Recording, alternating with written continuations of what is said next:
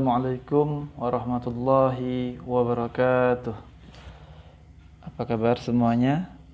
Bertemu lagi bersama saya. Hari ini kita melanjutkan pembelajaran kita untuk mata kuliah biologi umum. Hari ini kita membahas tentang sel sebagai unit fungsional. Jadi kalau pada pertemuan yang lalu kita melihat sel sebagai unit struktural, sel sebagai unit penyusun tubuh terkecil makhluk hidup. Kali ini kita akan melihat sel sebagai unit fungsional. Baik, langsung kita simak saja. Adapun yang menjadi indikator dari pembelajaran kita hari ini adalah yang pertama, kita ingin menjelaskan transportasi pada membran sel. Yang kedua, menjelaskan reproduksi sel secara mitosis dan meiosis. Yang ketiga, membandingkan reproduksi sel secara mitosis dan meiosis. Nah, pertama sekali mari kita lihat transportasi pada membran sel, ya, atau membran plasma nama lainnya. Baik, ini untuk mengulang kaji sedikit. Kira-kira ini gambar sel apa? Iya, sel hewan. Apa ciri khasnya? Tidak memiliki dinding sel. Nah, kita tahu bahwa sel hewan itu memiliki berbagai organel-organel ya di dalam sitoplasmanya. Jadi sekarang kita fokus ke membran sel. Yang mana dia? Ini dia. Iya, itu yang diberi garis bawah berwarna merah ya, sel membran. Kita akan fokus melihat pertama sekali tentang membran sel. Nah, kalau kita perhatikan ternyata struktur membran sel itu strukturnya tersusun atas ada 4 ya. Pertama lipid atau lemak, kemudian protein, yang ketiga ada karbohidrat dan kolesterol ya. Kolesterol itu merupakan turunan dari lemak. Nah, kemudian kalau kita perhatikan lagi 3 macam molekul lipid atau lemak yang terkandung pada membran sel itu tersusun atas fosfolipid ya. Itu merupakan yang terbanyak jumlahnya dalam membran sel. Kemudian ada kolesterol dan glikolipid ya. Gliko itu gula kan, dari kata glukosa, yaitu karbohidrat berarti. Glikolipid dari ya persenyawan antara gula dan lemak ya, glikolipid. Nah, perhatikan di sini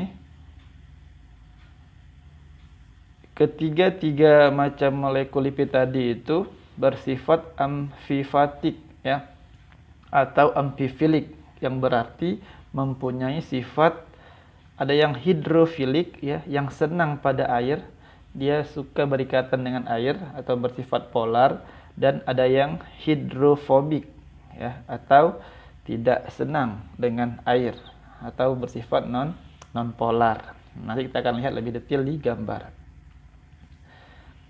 Nah, ini gambaran secara sederhana dari membran sel. Jadi tidak sesederhana yang kita bayangkan.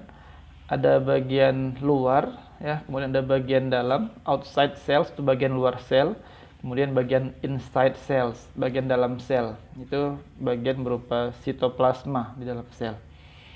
Kita lihat ada carrier protein ya. Kemudian ada double layer of phospholipid. Jadi ada 2 lapis atau dua lapis dari fosfolipid ya, fosfat dan lemak. Struktur itulah yang membuat membran sel dapat menjalankan fungsinya. Apa fungsi utamanya? Mengatur lalu lintas zat keluar masuk sel. Baik. Nah, sekarang kita perhatikan ini. Ini adalah gambar membran buatan ya.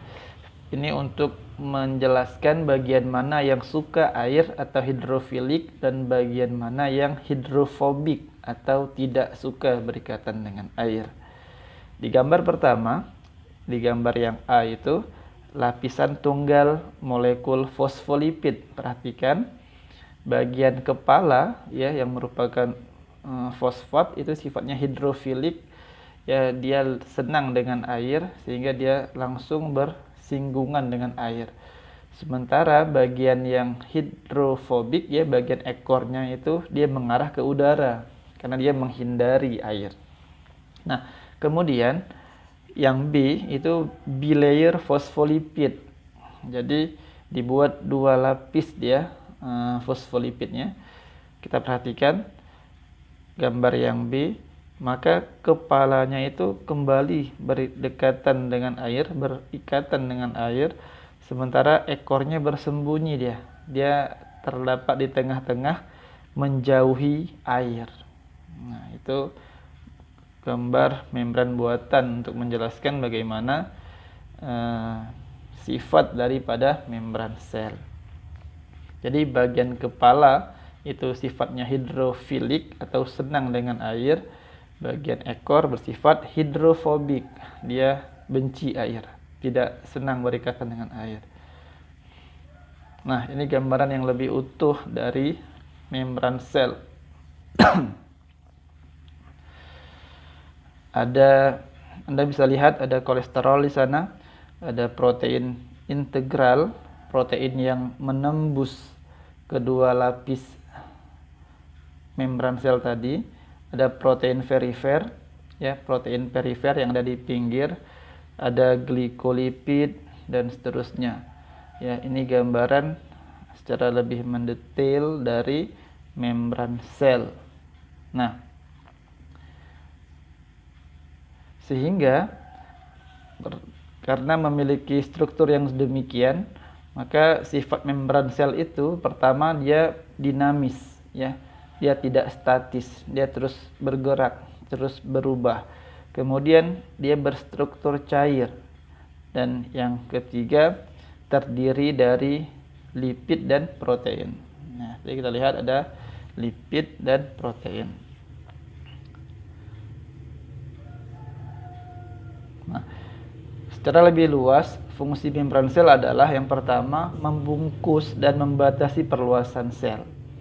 Kita tahu terutama pada sel hewan ya, membran sel adalah lapisan terluar yang membatasi atau membungkus isi sel dari lingkungan.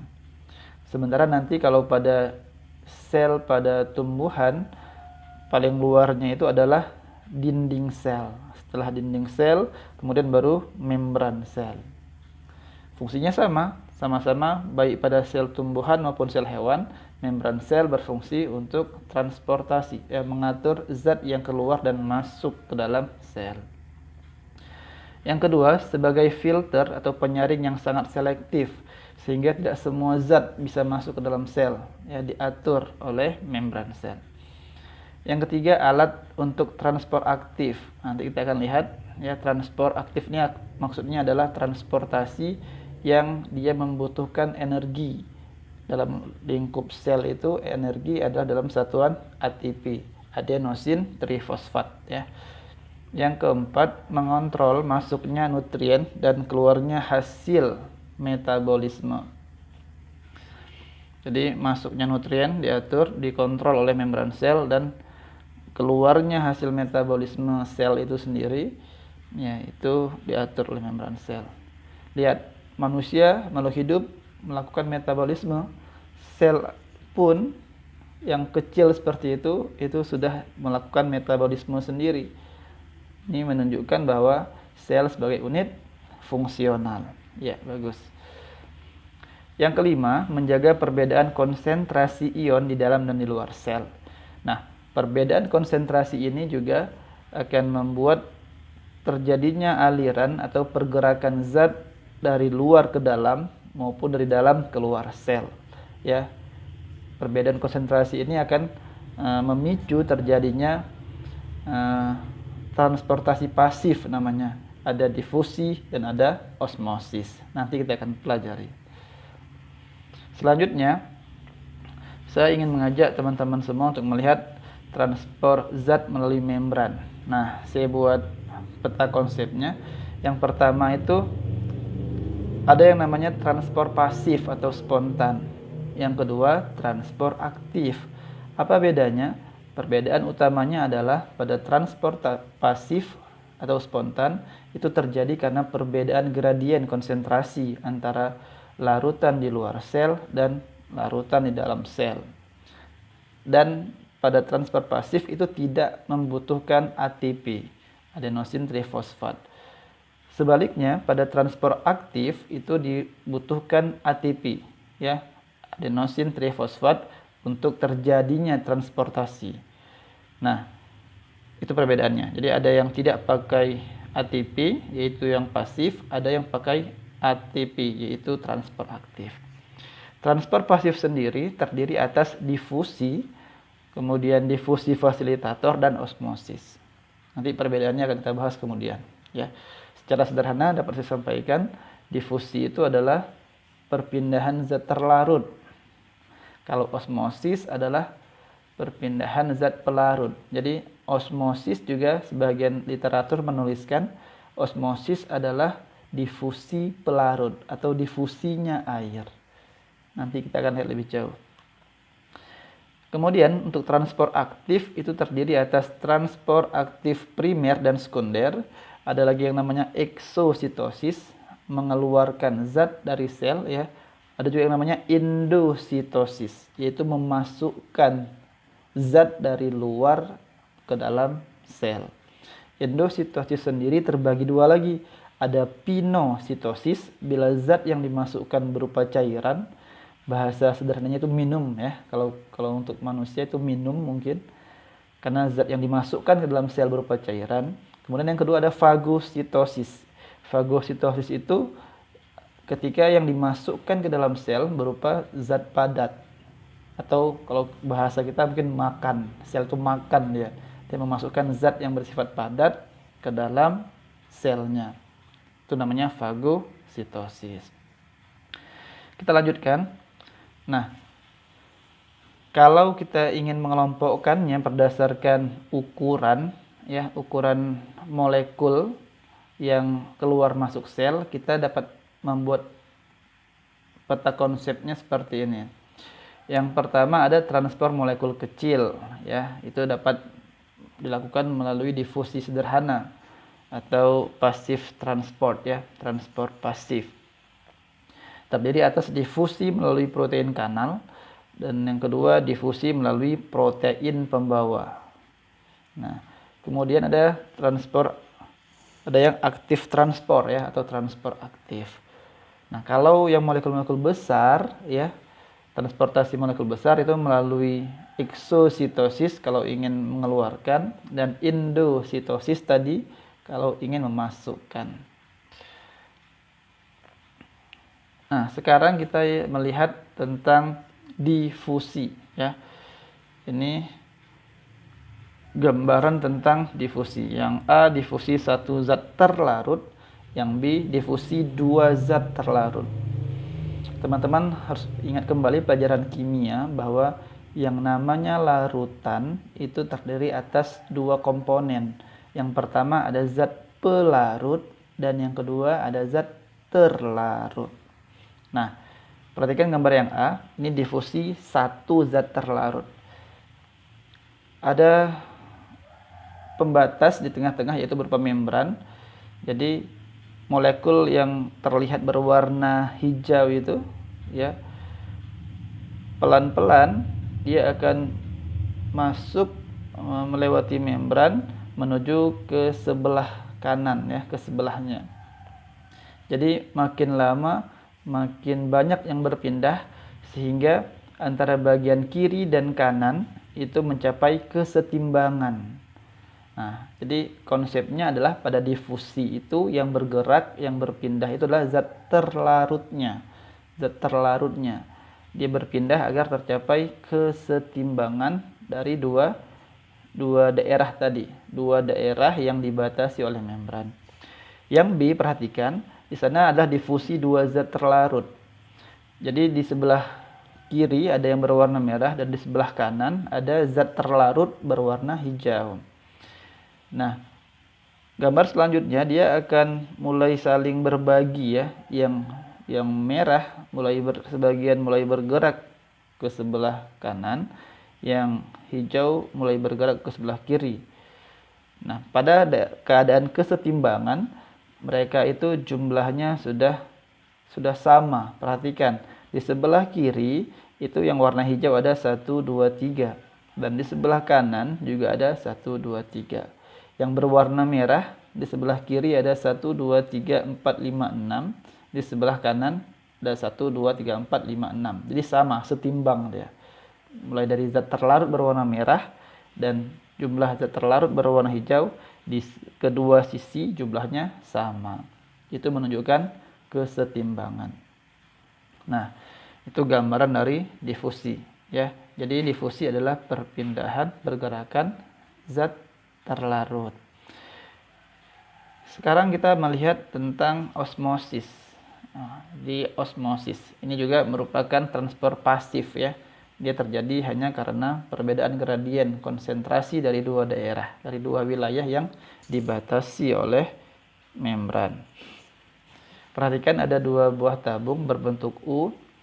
Nah, yang pertama kita perhatikan di awalnya itu di tabung tersebut diberi pembatas berupa membran permeable selektif ya. Jadi dia tuh sangat selektif, hanya dapat dilewati oleh zat tertentu saja dan tidak dapat dilewati oleh zat lain.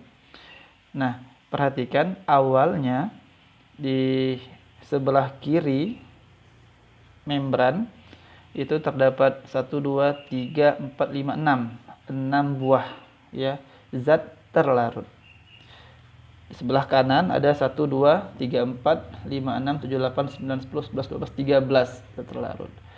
Nah, karena membran ini selektif sehingga tidak dapat dilewati oleh zat terlarut. Nah, sehingga pada keadaan yang di sebelah kanan itu, keadaan setelahnya itu, kita melihat air yang di sebelah kiri itu menurun ya, berpindah airnya menuju ke sebelah kanan, sehingga yang sebelah kanan menjadi semakin naik dia airnya. Nah, tapi itulah kondisi setimbang mereka gitu. Logikanya airnya sedikit sesuai dengan jumlah zat terlarutnya yang juga sedikit. Airnya yang banyak sesuai dengan jumlah zat terlarutnya yang banyak. Sehingga antara larutan yang di sebelah kiri membran dan larutan yang di sebelah kanan membran itu konsentrasi zat terlarutnya itu sama. Kesetimbangan. Nah, perlu juga saya sampaikan bahwa ada di sana ditulis larutan hipotonik dan larutan hypertonik. Jadi begini kawan-kawan supaya mudah.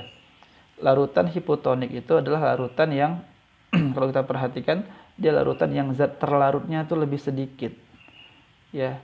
Jadi kalau kita ada dua buah seperti gambar inilah, ada dua wilayah yang dipisahkan oleh membran permeable selektif ya.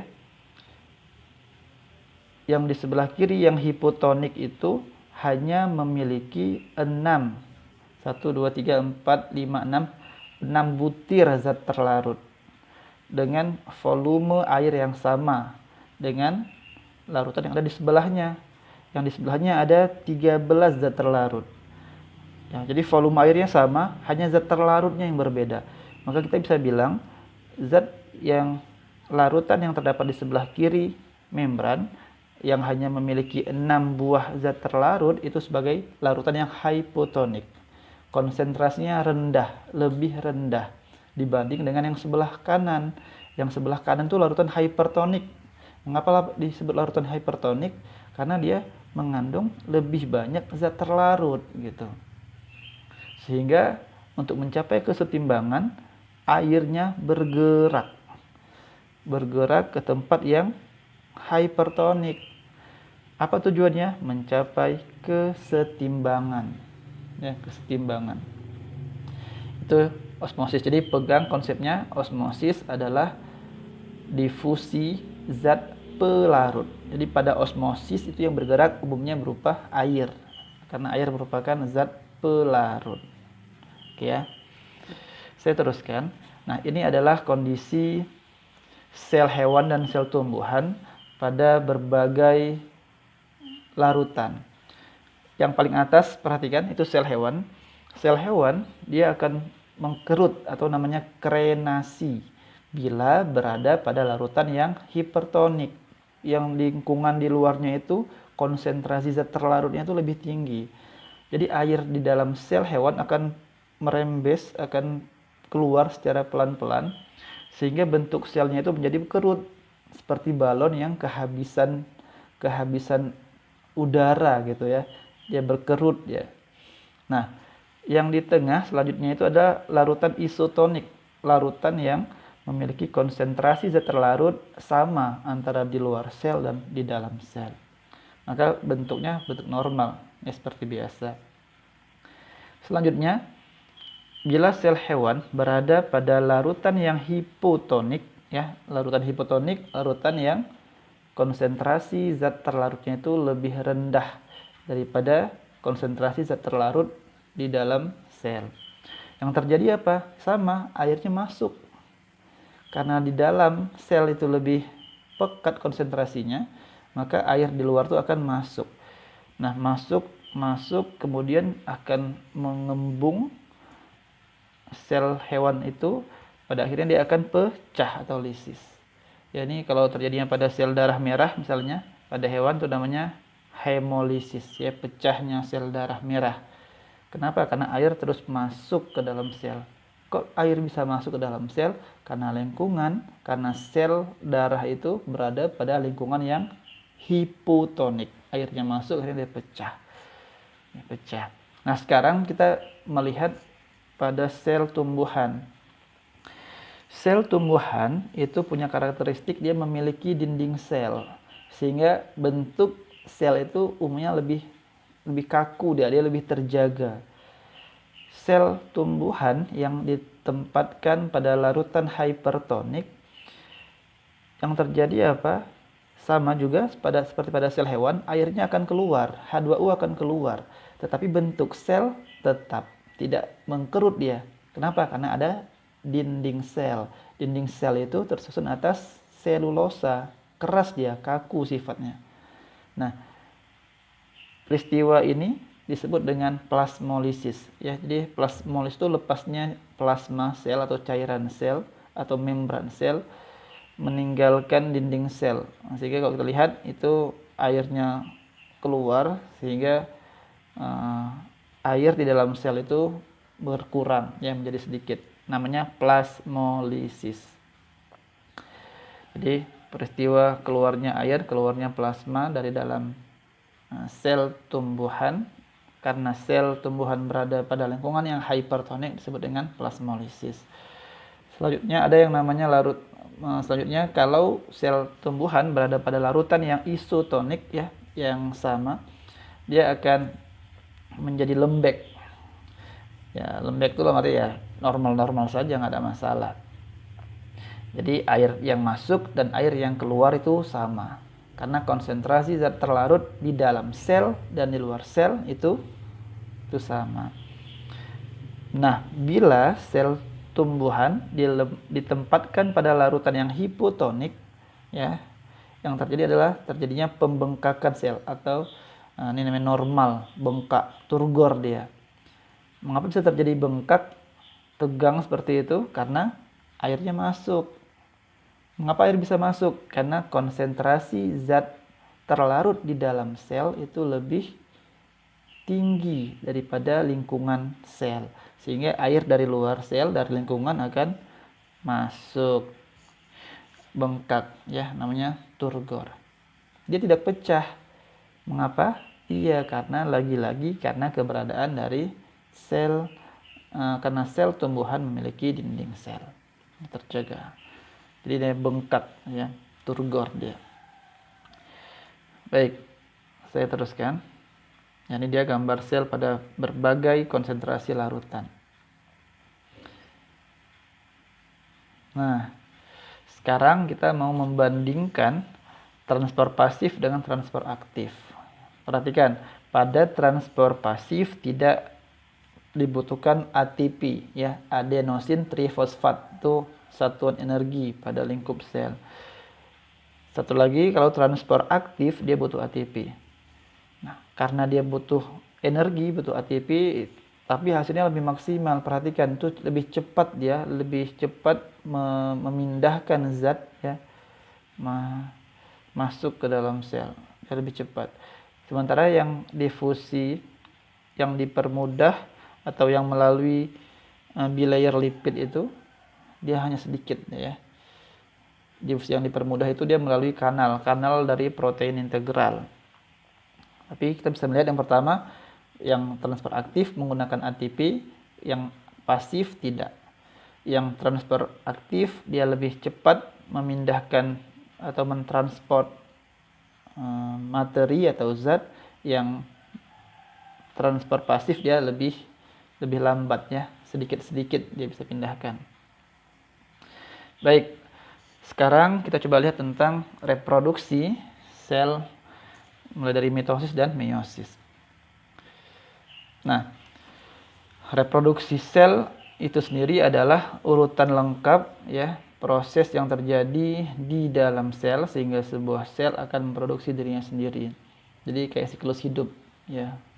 Sel juga punya umur tertentu, ada batasannya. Sama seperti manusia juga, ya, tiap yang bernyawa pasti akan merasakan mati.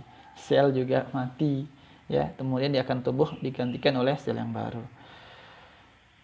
Nah, jadi pada organisme prokariotik, ya, seperti bakteri, kita sudah pelajari kemarin pada pertemuan sebelumnya, yang organisme prokariotik itu dia tidak memiliki membran inti sel. Nah, pada mereka itu reproduksi terjadi melalui pembelahan biner atau pembelahan langsung. Dimulai dari karyokinesis, kemudian diakhiri oleh sitokinesis. Dia langsung saja, tanpa fase-fase, tanpa tahapan-tahapan. Nah, berbeda dengan organisme eukariotik, mereka reproduksi selnya melibatkan dua proses, yaitu pembelahan inti yang disebut dengan mitotik atau mitosis, dan pembelahan sitoplasma atau sitokinesis. Nanti pada pembelahan mitosis ini ada fase-fasenya, ada profase, ya, profase, metafase, anafase, dan telofase, ya, dan seterusnya. Kita akan lihat pelan-pelan. Nah, ini kalau kita perhatikan gambaran dari siklus sel, ya, daur sel. Yang pertama, sel itu tumbuh dan kromosom melakukan replikasi, ya. Perhatikan. Nah, kemudian yang tadinya ada ada dua, saya katakan 1-2 benang gitu. Kemudian dia akan berubah menjadi 4 benang. Masing-masing benang membuat pasangannya, ya, dia bereplikasi. Nah, kemudian yang kedua terjadi pemisahan kromosom. Perhatikan, ya. Nah, tadi sudah ada pasangannya, kemudian dia berpisah lagi. Kemudian yang ketiga, sel melakukan pembelahan, cell division, sel membelah. Itu adalah siklus dari sebuah sel. Jadi bukan hanya makhluk hidup saja, bukan hanya manusia saja yang bisa bereproduksi, menghasilkan anak atau turunan. Nah, sel pun dia bisa bereproduksi. Nah, sekarang perhatikan, ada yang namanya S-phase, itu artinya sintesis, ya, masa sintesis dan masa mitosis atau mitotik. Itu ada sitoplasma, ada nukleus, kromosom berduplikasi, ya, yang awalnya tangannya hanya 2, masing-masing dari kromosom itu sekarang tangannya itu masing-masing ada 4, ya, disebut dengan kromatid gitu. Nah, kemudian apa yang terjadi pertama sekali pada mitotik? Perhatikan intinya itu, nukleusnya itu membelah menjadi 2. Kemudian diikuti oleh sitokinesis, artinya pembelahan sitoplasma menjadi 2 individu baru. Nah, itu gambaran secara sederhana dari proses reproduksi sel. Sekarang, nah, perhatikan ini. Ini ada fase-fase atau tahapan-tahapan dari mitotik. Nah, pertama sekali kita bisa lihat itu ada masa interface ya. Masa interface itu menghabiskan waktu paling lama, dia ada masa pertumbuhan ya, replikasi DNA dan seterusnya. Kemudian dia akan masuk ke dalam tahap yang namanya tahap mitosis atau mitotik. Di sana ada prophase. Apa yang terjadi di prophase? Di prophase itu yang paling kelihatan adalah kromosom, kromatin yang berupa benang-benang halus yang dapat menyerap zat warna, dia mulai menebal dan memendek ya menjadi kromosom. Kemudian mulai terbentuk namanya benang-benang pembelahan, benang-benang spindle. Siapa yang bentuk? Centriole ya atau centrosom. Nah, kemudian pada prometafase, artinya masa peralihan dari profase ke metafase, kita bisa lihat bahwa kromosom mulai bergerak menuju ke bidang ekuator, ke bidang pembelahan, ke bagian tengah dia. Nah, pada metafase dia sudah kelihatan lebih sempurna. Kromosom jelas bersusun sejajar, bersusun segaris pada bidang ekuator sel, di tengah-tengah dia semua. Nah, kemudian pada anafase kita perhatikan kromosom itu masing-masing ditarik menuju ke kutub yang berlawanan, ditarik oleh benang-benang spindle yang dihasilkan oleh centriole tadi. Nah, ditarik dia. Nah, pada saat telophase itu masing-masing dari kromosom pada kutub yang berlawanan sudah mulai pelan-pelan membentuk inti atau nukleus masing-masing. Kemudian masuk ke tahap sitokinesis ya. Pada tahap telofase itu terjadi pemisahan sitoplasma. Jadi pada sitokinesis ya, terjadi sitokinesis, sitoplasmanya membelah, kemudian menghasilkan dua sel baru. Dari satu sel induk menghasilkan dua sel baru. Nah, DNA replikasi itu, DNA replication atau replikasi DNA terjadi pada masa interface ya, masa interfase, masa persiapan ya, masa persiapan. Dia persiap dulu. Kemudian sekarang kita ingin lihat mana menghabiskan waktu yang bagian yang mana yang menghabiskan waktu paling banyak, masa persiapan atau masa pembelahan. Kita lihat. Nah, ternyata dari siklus sel itu interface atau masa persiapan itu menghabiskan waktu paling banyak. Interface itu terdiri atas masa growth 1, pertumbuhan pertama, sintesis ya, masa terjadinya replikasi DNA. Kemudian ada masa growth 2 ya, masa pertumbuhan lanjutan. Nah, hanya sedikit waktu yang dipakai untuk masa mitotic phase ya atau mitosis phase. Di sana ada nuklear dari nukleus dari inti, kemudian ada pembelahan dari sitoplasma ya, sitokinesis atau cytoplasmic division, pembelahan dari sitoplasma. Nah, jadi waktu lebih banyak dihabiskan untuk interface, masa persiapan. Nah, sekarang kita ingin melihat perbandingan antara mitosis dan meiosis. Nah, silakan diperhatikan video berikut ini. Oke, sebentar ya. Videonya ini dia. Silakan diperhatikan. Prior to meiosis or mitosis, DNA replication occurs. In both meiosis and mitosis, the chromosomes condense and become visible under the microscope. In meiosis, homologous chromosomes pair up or synapse, and crossing over takes place. Homologous chromosomes then align themselves along the metaphase plate, and each homologue is drawn to the opposite end of the cell. In meiosis, a second division occurs, resulting in production of 4 haploid cells. A single-cell division occurs in mitotic cells, resulting in 2 diploid cells. Oke, nanti itu videonya bisa diputar ulang supaya bisa dilihat berulang-ulang supaya lebih paham bagaimana perbandingan antara meiosis dan mitosis. Ya. Kita lanjutkan saja untuk menghemat durasi. Nah, tadi kita sampai di sini ya. Nah, kalau kita perhatikan video tadi, kita bisa membuat semacam perbandingan seperti ini. Nah, yang pertama itu jumlah pembelahan. Nah, ini terlihat jelas tadi.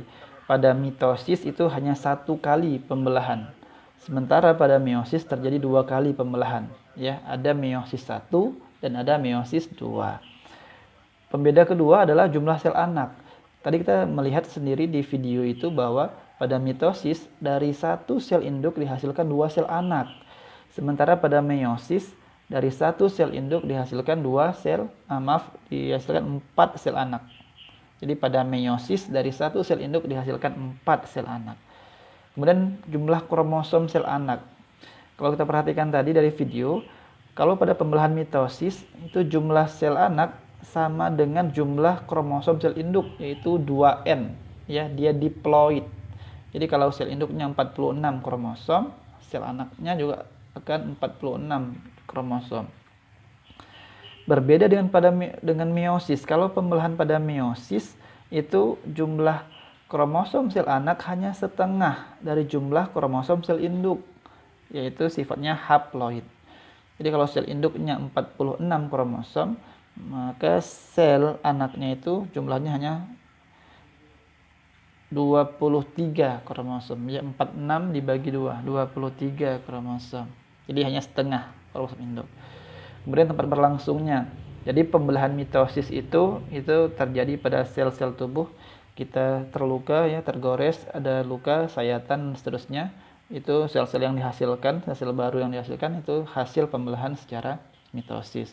Kita bertambah tinggi, bertambah besar, itu sel-sel yang dihasilkan juga secara mitosis. Meiosis itu khusus pada sel-sel reproduksi ya, pada saat pembentukan sperma misalnya. Spermatogenesis atau pembentukan ovum ya, oogenesis. Di sana berlangsung yang namanya pembelahan secara meiosis. Teman-teman juga perlu ingat bahwa pembelahan meiosis adalah pembelahan reduksi, adalah pembelahan yang bertujuan mengurangi jumlah kromosom induk menjadi setengahnya pada kromosom anak. Apa fungsinya? Untuk menjaga spesies, menjaga jenis. Manusia misalnya, jumlah kromosom tubuhnya itu ada 46. Di sel sperma, bagi yang laki-laki ada 23. Pada sel ovum, pada wanita ada 23. Jadi ketika terjadi perkawinan, terjadi fertilisasi atau pembuahan, 23 kromosom dari sperma ditambah 23 kromosom dari sel telur melebur menjadi berapa? 23 tambah 23. 46 kromosom. Lahirlah anak bayinya berupa manusia karena 46 jumlah kromosomnya sama. Kalau 47, 48 jadi yang lain itu. Ya, jadi makhluk yang lain gitu ya, bukan manusia. Baik, cukup sekian saya kira, sudah sekitar 38 menit kita belajar ya, sudah cukup lama. Semoga bermanfaat. Silahkan nanti bila ada pertanyaan bisa langsung bertanya ke email saya atau melalui kolom komentar di channel YouTube ini. Terima kasih atas perhatian. Mohon maaf atas kekurangan. Billahi taufiq wal hidayah. Assalamualaikum warahmatullahi wabarakatuh.